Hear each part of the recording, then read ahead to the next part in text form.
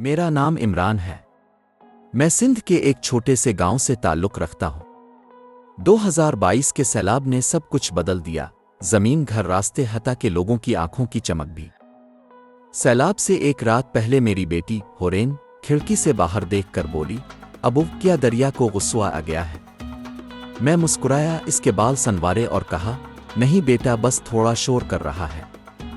اس رات آسمان سے پانی نہیں، جیسے آفت آتر۔ ہم نے گاؤں چھوڑا، لوگ بھاگے، چیخے، کچھ کمر پر بستر، کچھ سینے پر قرآن اٹھائے۔ میں نے ہورین کا ہاتھ پکڑا ہوا تھا، لیکن ایک لمحے کے لیے جب میں نے پیچھے موڑ کر امی کو سنبھالا، وہ ہاتھ چھوٹ گیا۔ بس ایک لمحہ۔ پانی آیا، لوگ بہے اور میری دنیا راک گئی۔ کچھ دن بعد کیمپ میں ایک بچی ملی جو روز رات کو نیند میں چیخا کرتی، کہتی مجھے پانی واپس لے جائے گا۔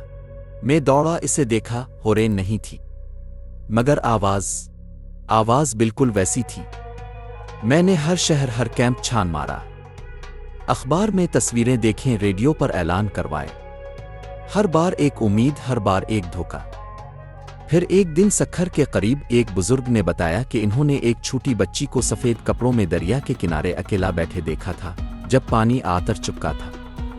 میں بھاگا۔ وہ جگہ آج بھی ویسی ہے، ٹوٹی ہوئی کشتیاں، درختوں پر لٹکے کپڑے اور دریا خاموش۔ وہاں میں نے ایک گڑیا دیکھی، ہورین کی تھی، میں نے خود سی تھی۔ تب سے ہر سال میں اس جگہ جاتا ہوں، گڑیا رکھتا ہوں اور ایک آواز دیتا ہوں، ہورین بیٹا۔ کہتے ہیں کچھ لوگ اب بھی اس کنارے پر ایک آدمی کو دیکھتے ہیں جو ہر سال سفید کپڑوں میں کسی کو آواز دیتا ہے۔